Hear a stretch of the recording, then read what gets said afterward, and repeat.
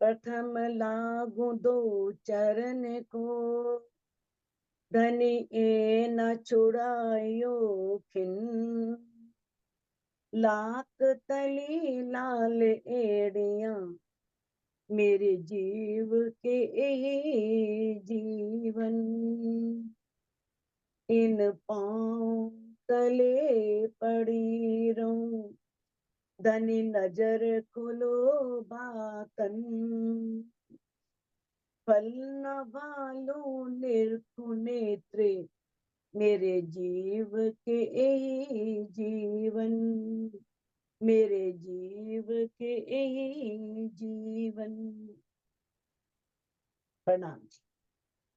सुंदर साथ जी 10वें प्रकरण की हमारी 60 चौपाई हुई थी, तो आज 61वीं चौपाई से हम प्रारंभ करते हैं। कहते हैं इससे पहले जो बात आई थी वो बात आई थी अक्षर ब्रह्म की और अक्षरातीत की, कि अक्षर ब्रह्म अक्षर धाम के स्वामी हैं और जो अक्षरातीत हैं वो परम धाम के यानी कि सर्वे सर्वा है, सब शक्तिमान है, पूर्ण ब्रह्म परमात्मा है।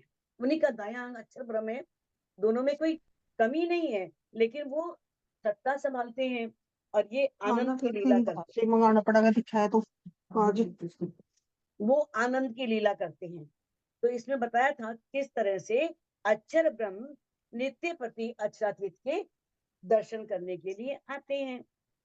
अब इस बात की अगली चौपाई में दामदनी अक्षरातीत ने इंद्रावती जी के धाम हृदय में बैठ करके इसकी साक्षी दी है, क्योंकि वो कहते हैं दई साख रसूल अल्लाह ने, रसूल अल्लाह आप जानते ही हो, बसरी सूरत मोहम्मद साहब, जो कि परम धाम की सारी साक्षियां लेकर के आए।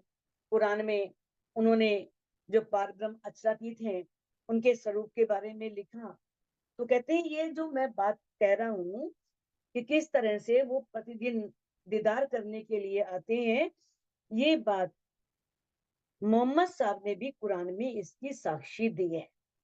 ना पहुंचे जबराइल इत, जबराइल के बारे में आप जानते ही हैं।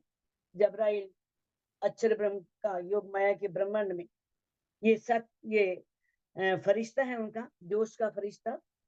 लेकिन इससे पहले आप सब जान चुके हो कि जिब्रील परम धाम में प्रवेश नहीं कर सकता, क्योंकि उसका जो है ना पहुंच वो शस्त्र रूप तक है, बस शस्त्र रूप से आगे वो जा नहीं सकता। कहते हैं जबराइल वहां पहुंच नहीं सकता, क्योंकि परम धाम में क्या है, परम धाम में वहदत है, एक दिली है, वो सब लीला अद्वैत है, जिसे मूल अद्वैत कहा है। और जो योग माया का ब्रह्मांड है वो अद्वैत का ब्रह्मांड है। तो इस तरह से जो योग माया के ब्रह्मांड का फरिश्ता है वो परम धाम में जा नहीं सकता। क्यों? कहे पर जले तजल्ली से, साथे जोए ना उलंघत। कहता है कि उसमें इतना प्रकाश है, इतना तेज है कि उस तेज से मेरे पंख जलते। अब जिब्रील को पक्षी नहीं है, उसके पंख नहीं है, ये अलंकारिक वर्ण। जैसे हमें भी रूहों को कहा गया है कि हमारी जो रास्ता है वो विहंगम बताया है, पक्षी वाला। जैसे पक्षी एकदम उड़ करके 1 सेकंड में पेड़ पे पहुंच जाएगा और आकाश में उड़ जाएगा, तो ऐसे ही जो ब्रह्म सृष्टियां हैं उन्हें भी कहा है कि पंथ होवे कोट कलप, प्रेम पहुंचावे मिने पलक। कि चाहे कितने भी दूर रास्ता है, लेकिन प्रेम आ जाए तो एक पल में रूह वहां पहुंच सकती है। तो ये अलंकारिक वर्णन है। कहता है, वो कह रहा है कि मेरे जो पंख हैं उसकी तजल्ली से जलते हैं, साथे जोए ना उल्लंघन। इस कारण से जो यमुना जी हैं उन यमुना जी को मैं पार नहीं कर सकता। और वैसे भी काल माया और योग माया के ब्रह्मांड का कोई भी वहां पर जा नहीं सकता। अक्षर ब्रह्म की 5 वासनाएं भी योग माया के ब्रह्मांड तक पहुंची, योग माया के ब्रह्मांड को वो भी पार नहीं कर सकी। तो कुरान में बहुत बातों, बहुत जगह संक्षेप में परम धाम का वर्णन किया है, भोज कौशल का वर्णन किया है, यमुना जी का वर्णन किया है। कैसे सरन सागर से पार करके यमुना जी आती हैं, और यमुना जी इसीलिए बताया कि यमुना जी की वहां पर कितनी प्रमुखता है। तो जो ये बातें हैं सारी वो कुरान में बताई गई हैं। और परम धाम में कोई भी इश्क के बिना प्रवेश कर सकता ही नहीं, बहुत असंभव है। जब तक इश्क नहीं होगा तो बिना इश्क के चितवन भी लगने वाली नहीं है। कहते इन अर्श नूर जमाल के बाकी रूहे इन दरगाह माए। इन अर्श नूर जमाल, नूर जमाल अचराती पार ब्रह्म, उनका जो अर्श है परम धाम है, वहां पर हादी क्षमा मरानी है, रूहें हैं, ब्रह्म सृष्टियां हैं। इन दरगाह माई, इन दरगाह मैंने उस दिव्य परम धाम कौन रहती है? श्यामा जी और रूहें रहती हैं। रूहें इन कदम तले और ठोर न कोई क्या है। और जो रूहें हैं वो धनी के चरणों में, उनके चरणों में बैठी हूँ। और इस ब्रह्मांड में आने के पश्चात भी एक रूह का जो ठिकाना है असली, वो धनी के चरण ही है। इसीलिए बार बार चरणों का ध्यान करने के लिए कहा जाता है। आपने देखा होगा जब भी आता है बंदो सतगुरु चरण को, निज दिन गइए प्रेम सो युगल स्वरूप के चरण, प्रथम लागू दो चरण को, यानी ए ना छुड़ाइयो खिन। जहां भी वंदना होती है, जहां भी स्तुति होती है, वहां पर क्या है? वहां पर जहां भी वंदना करते हैं, स्तुति करते हैं, तो वहां पर चरणों की स्तुति की जाती है, चरणों की वंदना की जाती है। कहते हैं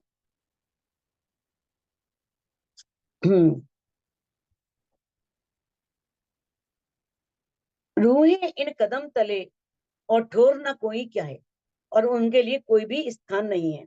इस संसार में आने के पश्चात भी एक रूह को अगर पहचान हो गई है, जब तक पहचान नहीं है तब तक तो भटकेगी।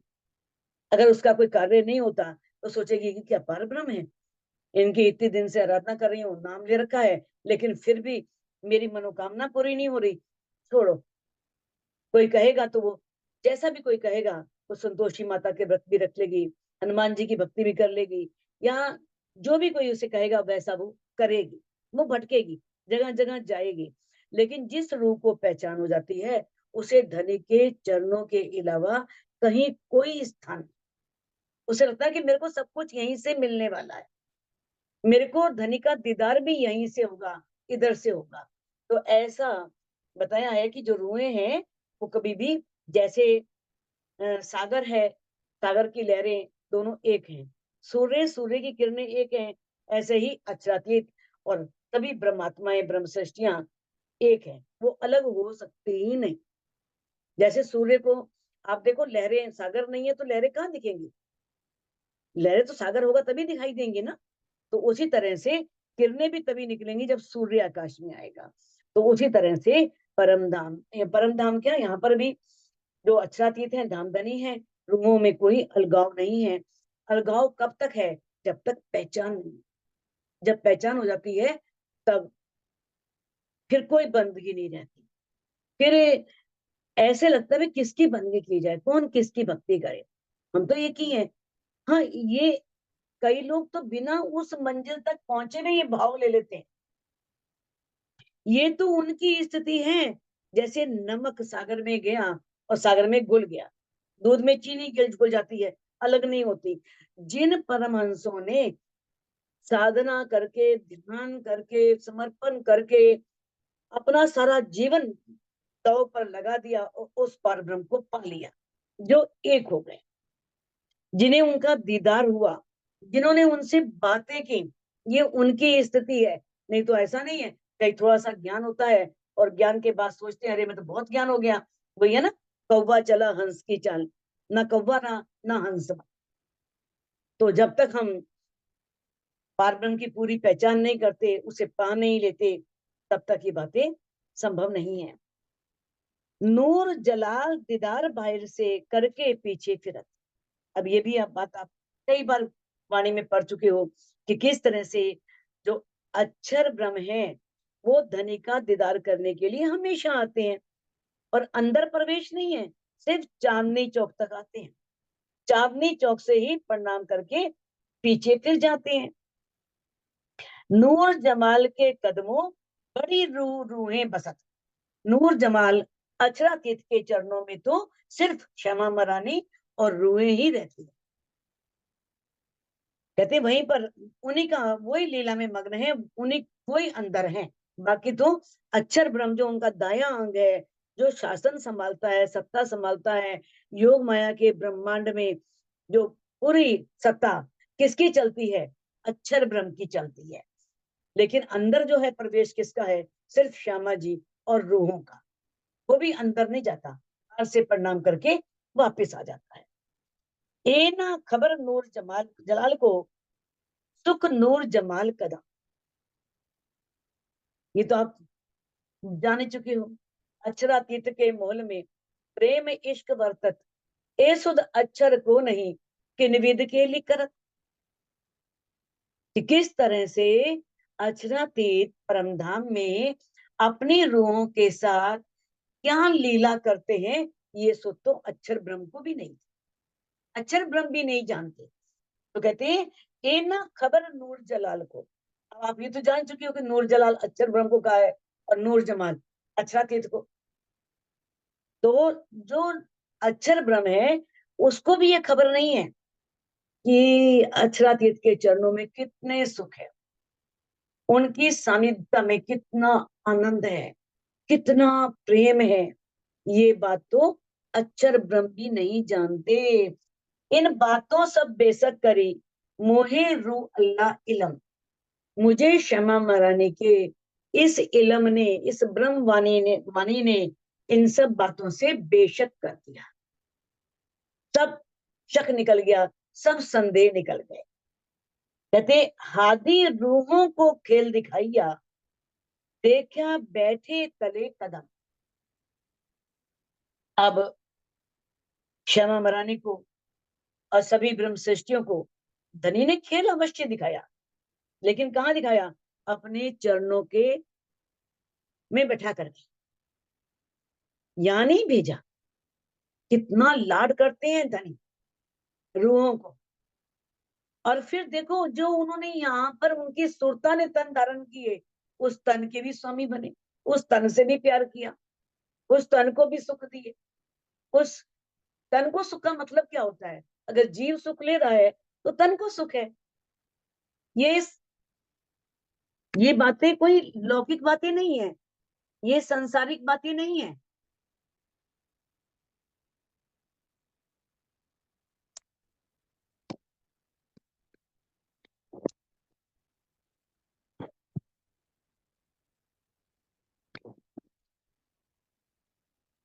ये संसारिक बातें नहीं है, ये दिव्य अलौकिक परमधाम की बातें हैं। ये वहां की बातें हैं। वहां के बारे में धनी ने बताया है कि किस तरह से कितने सुख उनके चरणों में है। और यहाँ पर भी एक रूह जब उनकी पहचान कर लेती है तो उसे भी सब सुख मिलते हैं। वो सब आनंद परमधाम के उस 25 पक्षों में विचरण कर सकती है, धनी का दीदार कर सकती है। हाँ, और न कोई कह सके बिना निस्बत खसम। ये बातें कौन कह सकते हैं? एक मोमिन, मोमिनों के अलावा कोई और कह भी नहीं सकता, क्योंकि उनकी उनसे निस्बत है। उनका परमधाम से ही अनादि काल से उस पार ब्रह्म से संबंध है। तो ये बातें भी सिर्फ रूहें कह सकती हैं और कोई भी कह नहीं सकता। कहते मोहे इन इल्मे बेशक करी सकना जरा इलम। मोहे इन इल्मे बेशक करी। अब इंद्रावती जी कह रही हैं कि इस ब्रह्मवाणी ने मेरे सभी शक दूर कर दिए, सभी संदेह दूर कर दिए। अब तो जरा भी शक नहीं रहा इस ब्रह्मवाणी के अंदर। और संदेह होना भी नहीं चाहिए। अगर संदेह करेंगे तो प्राप्ति कुछ नहीं होनी। मान लो हमारा अंतस्करण में ही दरारें पड़ी हुई हैं तो कहां से कुछ मिलेगा? मिलेगा ही नहीं। जैसे दर्पण में अगर दर्पण टूटा है उसमें दरारें पड़ी हुई हैं, जगह जगह से टूटा हुआ है, तो चेहरा साफ दिखता है भला?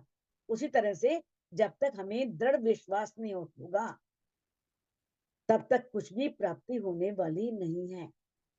अगर हम मानते रहे इन बातों को, पता नहीं आच्छादित होते भी हैं या नहीं, पता नहीं परम धाम इतना बड़ा है कि नहीं, पता नहीं, ऐसे ये जो वाणी को नहीं मानते, जिनकी निस्बत नहीं है, उनको तो ये बातें सुनाओ तो वो कहते हैं ये कपोल कल्पित बातें हैं, किसने देखा है, किसे पता है परम धाम ऐसा है? ये कौन कह सकता है? जिनकी धनी से निस्बत है, जिन्होंने धनी को चितवन के माध्यम से उनसे बातें की हैं, उन्हें देखा है, कहते वो ही बेशक हो सकता है, और कोई बेशक हो नहीं सकता। दई बेश की सबन को छोर नहीं बिना तेरे कदम, इतना तो अवश्य है। जितनी भी रूहें हैं जिन्हें ब्रह्मवाणी मिली है, ब्रह्मवाणी से जिन्हें पारब्रह्म की पहचान हो गई है, उन्हें धनी ने संशय से रहित कर दिया है। और किस तरह से वो सभी रूहें, सभी सुंदर साथ इस ब्रह्मवाणी को आत्मसात करके, मंथन करके संशय रहित हो चुके हैं। अब क्या कहते हैं? अब इसका क्या निष्कर्ष सार निकलता है, निचोड़ क्या है? कि धनी के चरणों के अलावा ब्रह्म सृष्टियों का कोई ठिकाना नहीं। रूहों को कुछ मिलेगा तो धनी के चरणों में ही मिलेगा, इसके अलावा वो कहीं भटकती है तो भटकती रहे, और कोई ठिकाना नहीं है धनी के चरणों के अलावा। रूहें 12,000 नूर बड़ी रूह के, बड़ी रूह नूर खसम, रूहें 12,000। अब 12,000 ब्रह्म सृष्टियां किसका नूर है? बड़ी रूह की, श्यामा जी की। 12,000 ब्रह्म सृष्टियां श्यामा जी का नूर है, और श्यामा जी किसका नूर है? राज जी का। बड़ी रूह नूर खसम, वो पारब्रह्म का नूर है। एक ठोर बेशक देखिया बिना नहीं तले तेरे कदम। अब ये बता दिया कि अब हमें ये बात तो निश्चित हो गई कि आपके चरणों के अलावा कुछ नहीं है। परम धाम में आपके चरणों में बैठी हैं, तो इस ब्रह्मांड में भी आपके चरणों का ही सहारा है। ये अलंकारिक वर्णन है, ये नहीं कि चरणों को पकड़ रखा है। चरणों को पकड़ना पहले भी कई बार आ चुका है, आप जान चुके हो क्या होता है। उनके आश्रय में रहना, उनकी हर बात को मानना, वो है चरणों में रहना।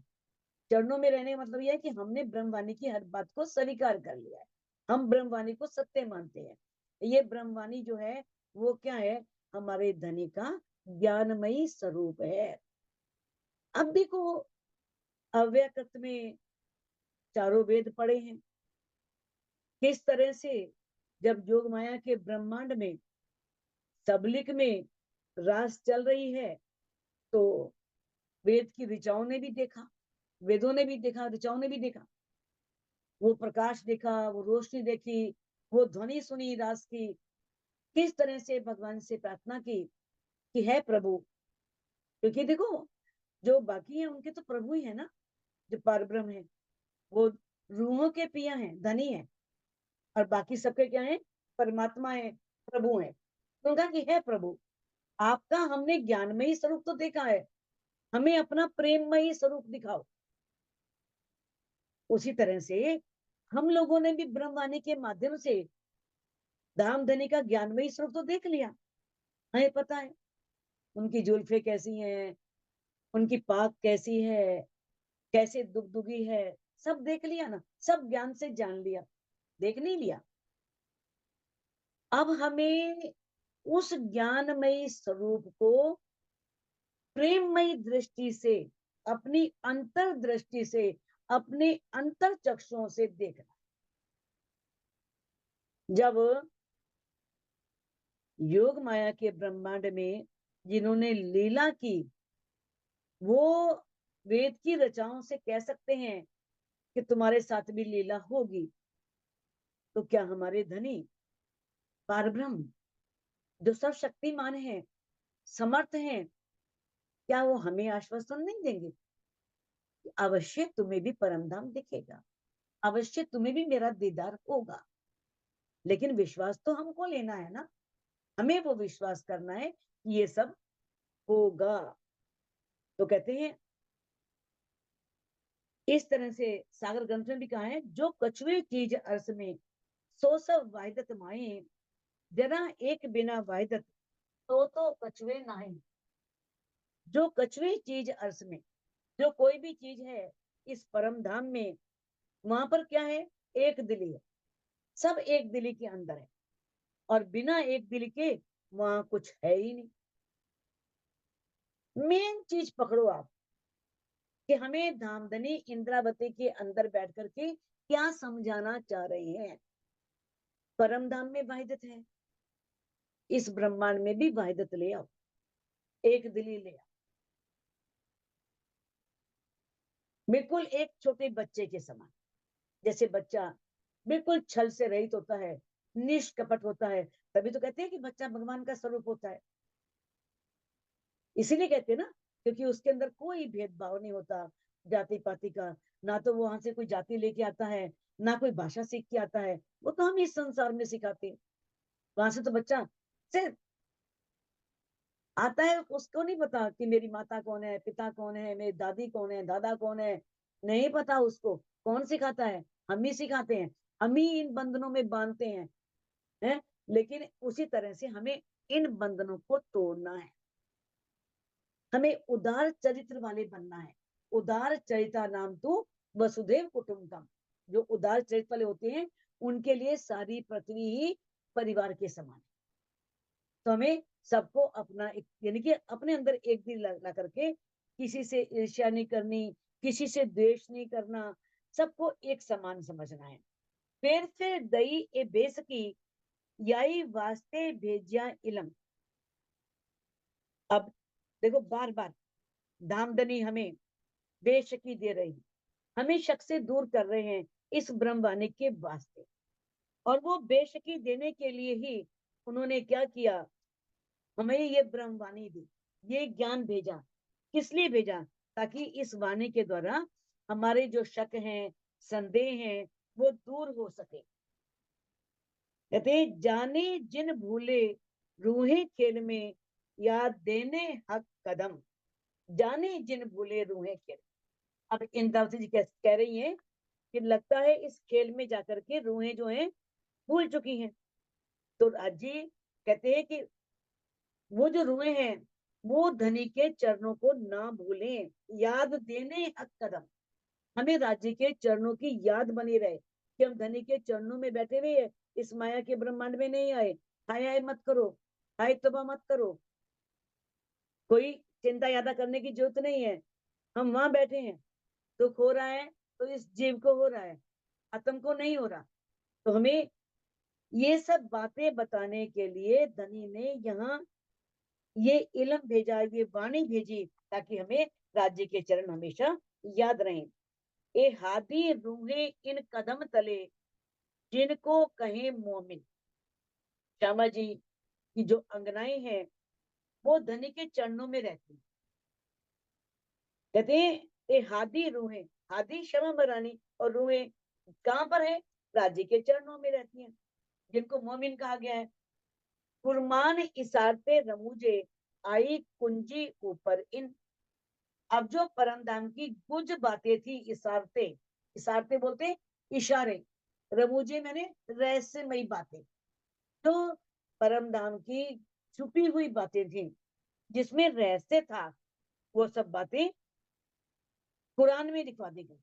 और ये तारतम वाणी आती उन रहस्यों खोलने के लिए, बातें वहां लिखवाई गई, और उस रहस्य खोलने के लिए धनी ने ये कुंजी दे, ये तारतम वाणी दी, ब्रह्मवाणी दी, ताकि जितने भी धर्म ग्रंथों में पार ब्रह्म की और ब्रह्म सृष्टियों की मोमिनों की साक्षियां दी गई हैं, उन साक्षियों को ये वाणी खोल सके। कहते हैं कुंजी हाथ रू अल्लाह, और रसूल हाथ फुरमान। अब ये कुंजी किसके हाथ में? क्षमा महारानी की। क्षमा महारानी यानी कि ये वाणी,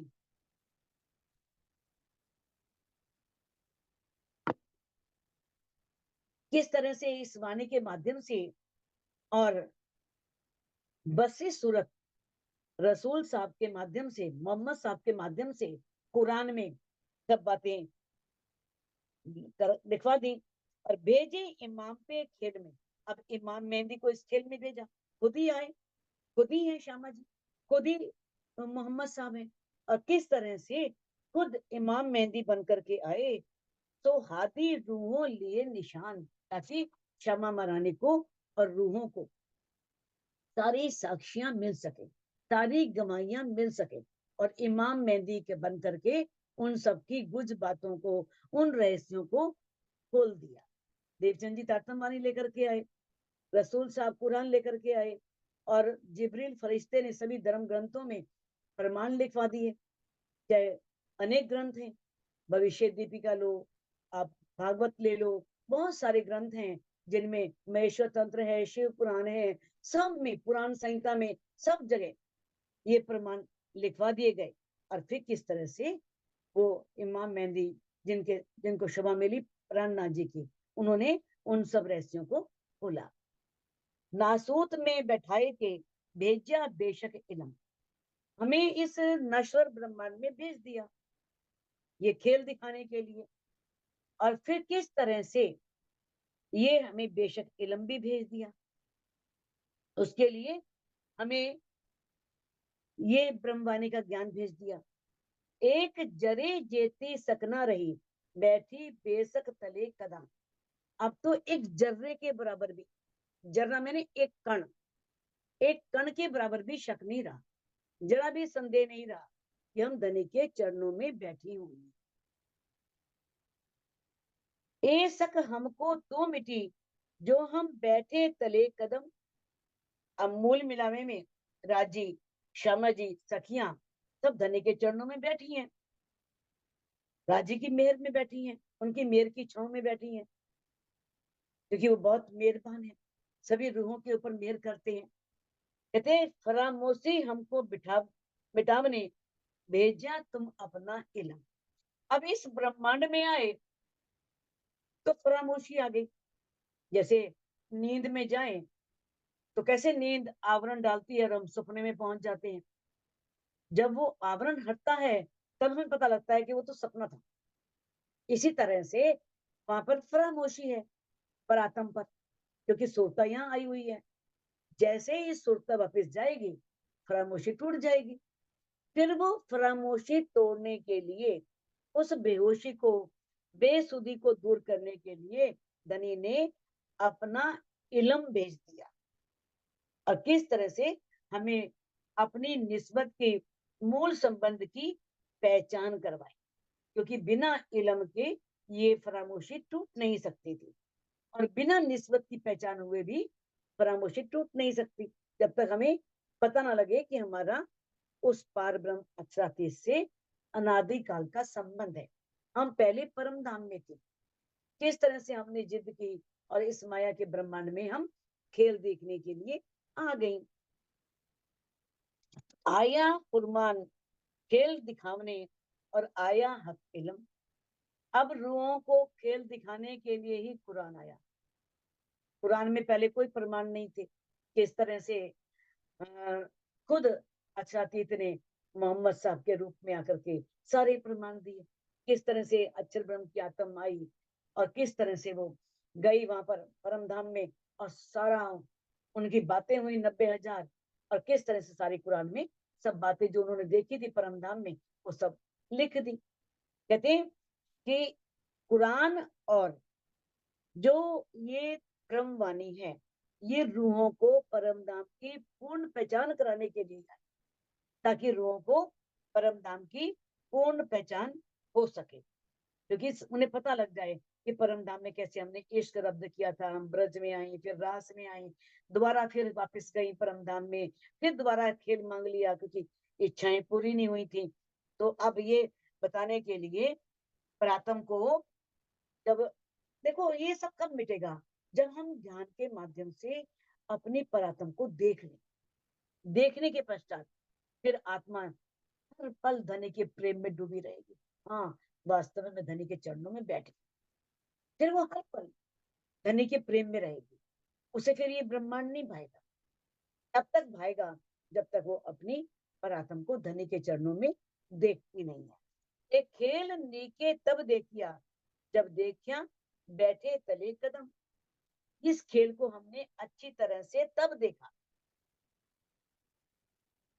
देखा नहीं, इंद्रावती जी ने देखा, हमारा देखा माना जाएगा, तब माना जाएगा कि हमने इस खेल को अच्छी तरह देख लिया, जब सुंदर साथ, जब रूहें अपनी आत्मिक दृष्टि से अपने मूल तन को देख, परम धाम। जैसे इंद्रावती जी ने अपने मूल तन को देखा था ना, और 25 पक्षों को भी देख लिया था। जब उनके अंदर ये विधा आया था कि मेरे सतगुरु को तो परम धाम दिखता है, मुझे क्यों नहीं दिखता, वो सबको दिखा सकते हैं, मैं क्यों नहीं दिखा सकता। कितना उन्होंने समर्पण किया था, आप सब श्री बीतक साहिब के माध्यम से की तरह से जानते हैं। फिर किस तरह से इतना विरह आया, और उस विरह में उन्हें किस तरह से अपनी परात्म भी दिखाई दी, और उन्होंने परम धाम के जो 25 पक्ष हैं उनमें भी विचरण किया, उसको भी देखा। तुम मोहे ऐसा दिखाइया, एक वायदत में है हम। अब इंद्र जी कह रही हैं कि आपने मुझे ऐसा दिखा दिया कि हम सब एक दिली में, वहां पर एक दिली है, एक दिली में है। दूजा कछुए है नहीं, बिना तुम तले कदम, और कुछ वहां है ही नहीं बिना आपके चरणों के अलावा। तो इससे चरणों से मतलब देखो पूर्ण स्वरूप है, खाली चरण नहीं है। चरण कहते हैं ना कि चारों जोड़े चरण के, ए जो अर्श बुखन, ए जब आवत हृदय मिने, तब आवत स्वरूप पूर्ण। तो ये चरणों से मतलब खाली चरण नहीं लेना, ये नहीं कि चरणों का ही ध्यान करना है। यहाँ माँ कोई सब अंग अलग नहीं है, आप धनी के सभी अंगों का ध्यान कर सकते हो। कहते राज्य के स्वरूप को दिल में अखंड रूप से बसाए रखना, यही है उनके चरणों में रहना, कि हम राज्य के स्वरूप को अखंड रूप से निरंतर अपने दिल में बसाए रखें। तो ब्रह्म सृष्टि के लिए यही सब कुछ है, यही उसके जीवन का आधार। क्या आधार है? चरण, राज्य के चरण का। कहते हैं ना मेरे जीव के यही जीवन, ये मेरे जीव के यही जीवन है। तो इस तरह से बताया है कि हमें धनी के हर समय चरणों का ध्यान करना है, क्योंकि कहा है किस तरह से श्रृंगार ग्रंथ में चौपाई आती है, आशिक इन चरण की, आशिक की रूह चरण, एक जुदागी क्यों सहे, रूह बिना अपने तन। कहते हैं आशिक इन चरण, रूहें जो हैं वो धनी के चरणों की आशिक हैं, और आशिक की रूह चरण, जो आशिक हैं उनकी जो रूह है वो चरण है, यानी कि कोई अंतर नहीं, दोनों एक है। एक जुदागी क्यों सह सके, तो ये जुदागी कैसे सह सकती है, रूह बिना अपने तन। राज्य ने कहा है ना, रूह तुम मेरे तन हो, तो ये बात क्लियर की है कि किस तरह से धनी के चरण ही हमारे जीव के आधार हैं। ए भी इल्म तुम दिया, जासो तुम हुए मुकर्रर। आप कहते हैं इस ब्रह्मवाणी से आपने ही हमें ये पहचान कराई, हमें ये बात बताई, ये आपने अपनी ब्रह्मवाणी के द्वारा ही हमें बताया। जासो तुम हुए मुकर्रर, जिसे हमने आपको पूर्ण रूप से स्वीकार किया कि आप ही हमारे अक्षरातीत हैं, हमारे प्राण वल्लभ हैं, हमारे प्राण प्रीतम हैं। दिलसो रूहों विचारिया, कछु है ना वाहिदत बिगर। तो दिल से रूहों ने ये बात विचारी, इस बात को जान लिया कि परम धाम की वैदत के अलावा कोई और हमारा मूल घर नहीं है, कोई ठिकाना नहीं है, सिर्फ वैदत, परम धाम की वैदत। मेन मुद्दा यही है कि हमें वैदत में आना होगा, वैदत के अलावा कोई ठिकाना नहीं। जब एक रूह वैदत में आ जाएगी ना, एक दिली में आ जाएगी, तब राज्य उसे सब दिखा देंगे, क्योंकि एक दिली से अर्श की ओर, एक दिली से ही हम परम धाम की ओर जा सकते हैं। एक तहकीक तुम कर दिया, तुम बिना कछुए नहीं। अब एक रूह ब्रह्मवाणी के माध्यम से ये तो जानी जाती है, ये तो आपने निश्चित कर ही दिया, तहकीक में निश्चित आपने ये बिल्कुल दृढ़ता आ गई, निश्चय हो गया कि आपके बिना कुछ नहीं। कोई रूह अपने दिल पे हाथ रख के कहे कि हाँ राज्य के अलावा कुछ और भी है? नहीं ना। ब्रह्मवाणी ने इतनी दृढ़ता तो दे ही दी है कि आपके बिना कुछ नहीं है, आप ही सब कुछ हैं। ए भी तुम कहावत, इत मैं ना आवत मुझमाए। और ये बात भी आप कह रहे हो, कहलवा रहे हो। नहीं तो मैं ये बात नहीं कह सकती, इंद्रावती जी कह रही हैं कि आप भी सब कुछ हो। ये भी आप ही कहलवा रहे हो, इसमें मेरी मैं नहीं है, ये आपकी मैं है। तो किस तरह से बताया है कि जब हम अपनी अंतर्दृष्टि से, अपने अंदर के चक्षुओं से एक रूह धनी को देख लेती है, तो वो हर समय उन्हीं के अंदर ही, उन्हीं के प्रेम में हो जाती है। और फिर इस सांसारिक माया में आने का प्रश्न ही नहीं होता। फिर वो संसार को चाहेगी नहीं, संसार उसे भाएगा ही नहीं। एक जिन विद हक बोलावत, तिन विद रू बोलत है दामदनी। आप जिस प्रकार कहलवा रहे हैं, उसी प्रकार से मेरी आत्मा बोल रही है। जैसा आप बुलवा रहे हैं, वैसा ही मेरी आत्मा बोल रही है। हम बैठे तले कदम के, ए हम पे हक कहावत। हम राज्य के चरणों में बैठे हैं, ये बात भी राज्य हमसे कहलवा रहे हैं, हम नहीं कह रहे। हमें क्या मालूम? तो ब्रह्मवाणी से ज्ञान हुआ कि हम मूल मिलावे में राज्य के चरणों में बैठे हैं। किस तरह से हमने पाठ घाट जाना था, किस तरह से खेल भाग मांग लिया, अब जब उठेंगे तो पाठ घाट में जाएंगे। तो अब किस तरह से हम इस संसार में हैं या परम धाम में? हमारी आत्मा जो कह रही है, तो इसके बारे में धनी बता रहे हैं कि हमारे दोनों तन धनी के चरणों में, मूल तन भी और यहाँ के तन भी। तो राज्य के हुक्म से ही जो राज्य आत्म के दिल में डालते हैं ना, वो ही आत्म के दिल में आता है। जो राज्य, देखो, हो तो राज्य की इच्छा से ही रहा है सब कुछ। जब देखते हैं कि एक आत्म इतनी ऊपर आ चुकी है, जो उसने मांगा था वो देख चुकी है, तो आत्म के दिल में डाल देते हैं और उसके अनुसार ही आत्मा काम करना शुरू कर देती है। कहते हैं ना, निरंतर में आया, पर आत्म के अंतस्करण जेती बीतत बात, तेते इन आत्म के करत अंग साक्षात। और आत्म के अंतस्करण में, जो प्रातम धनी के चरणों में बैठी है ना, उनके अंतस्करण में जितनी बात बीतती है, वही हमारे इस आत्म के अंग करना शुरू कर देते हैं। बहुत सारी चौपाइयां इसमें दी हैं। इसके समाधान में जो स्वामी जी ने टीका की है, उसमें बहुत सारी चौपाई दी हैं। रूहे तन माहे अश्व का, और अर्श में बैठे बोलत, तो नजीक कहे सैरक से, देखो मोमिनो हक हिकमत। कितनी बड़ी बात! आगे आगे पहुंचोगे तो पता लगेगा कितनी गहराइयां है इसके अंदर, कि रूहों के तन कहाँ पर हैं? अखंड परम धाम में। और वो अर्श में बैठी बोल रही हैं।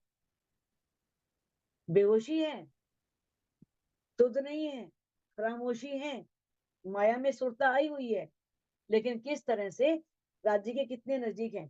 इसलिए उन्हें कह दिया कि वो राज्य की श्वास की नली से भी नजदीक है।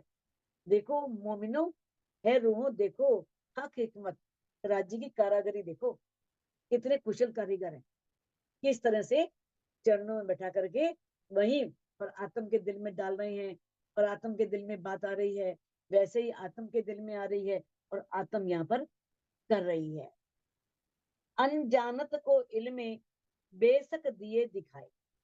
ऐ धामधनी, इस संसार में हम अनजान थे, बेशक दिए दिखाए, और आपने ब्रह्मवाणी का ज्ञान देकर के हमें बिल्कुल बेशक कर दिया, संशय रहित कर दिया।